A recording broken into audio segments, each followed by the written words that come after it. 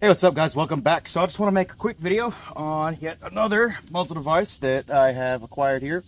And I am slowly becoming a Four Controls slash Revival Defense snob at this point because I've gotten quite a bit of products from them now. And this particularly is going to be in reference to the muzzle devices, and that is for good reason. My opinion, the Revival Defense muzzle devices for the Plan B family of mounts are the best out there, bar none.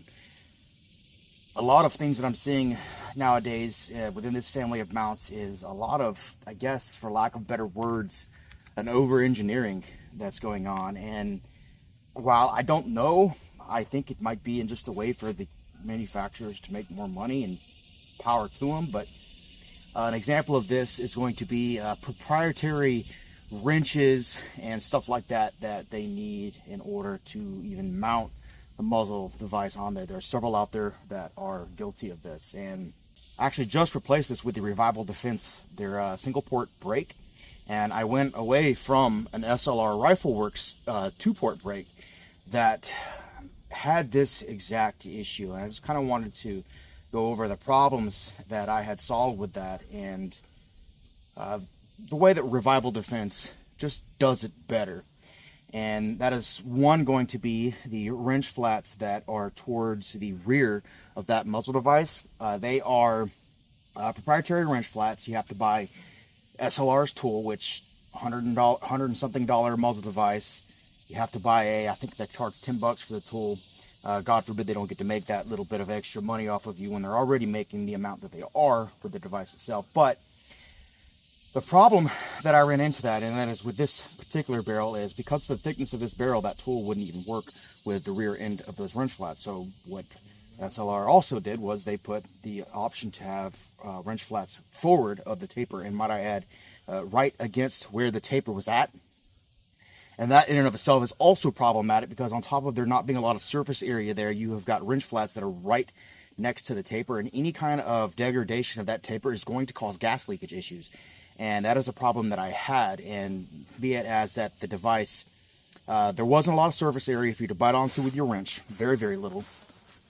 And on top of that, the device also being 416 stainless, which is a softer material. When I initially installed that device, there was damage that was occurred to the taper, not much, but just a little bit, and it was enough to have allowed it to leak. And what ended up happening is my suppressor, which never happens with Plan B mounts, got carbon locked onto that device. And when I went to take it off, the device was torqued properly.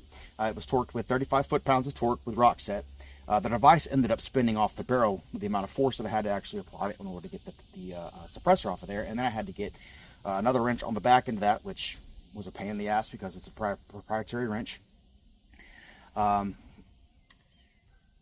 kind of boogered up the device a little bit, trying to get it out of the suppressor, which, be that me or be that them, they should have just done, to start with, a non-proprietary wrench flat system like what Four Controls Designs here has done. So they have got just a standard, across the board, 3/4 inch wrench flats on all of their muzzle devices. 30 cal, 5.56, everything is a standard 3/4 inch wrench flats that your standard crow's foot, or if you have a muzzle device wrench that's made to torque on and properly install muzzle devices, will fit on. Very smart on their part. Now I don't have to go buy a proprietary tool. Now I've got a ton of surface area to actually bite onto here and be able to keep that away from the taper and keep that from damaging the taper in and of itself. So, awesome job with that, Revival Defense. You guys do a really good job manufacturing these muzzle devices. Everything is very well thought out.